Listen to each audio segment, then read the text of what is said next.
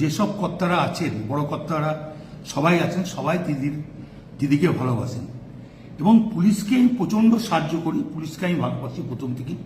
Police বিপদে পড়লে পুলিশের পাশে আমি দাঁড়াই।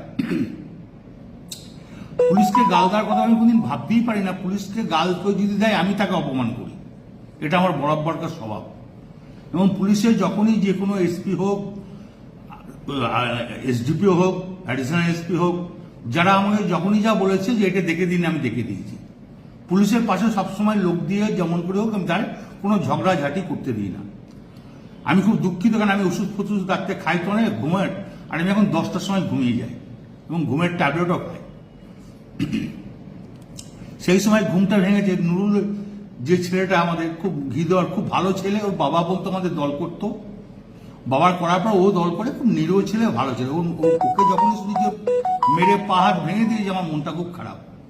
আমি আইসিকে আমিও বলেছি, চাঁদুও ফোন করে বলেছে যে আপনি তাড়াতাড়ি যান, যে অন্তত ছেলেটাকে আজ হসপিটালাইজ করুন। তো উনি আমাকে একটা অন্য ধরনের কথা বলেছে, সেটা আমি আর বলতে রাজি নয়। তখন আমি নিজের রাগ সামালতে পারিনি, এটা স্বাভাবিক আমি বলেছি। এর জন্য আমি দুঃখিত, আমি ক্ষমা প্রার্থী। এটা যদি স্বাভাবিক আমার মুখ থেকে এই কথাটা বেরোনো উচিত নয়, তার জন্য আমি দুঃখিত এবং ক্ষমা।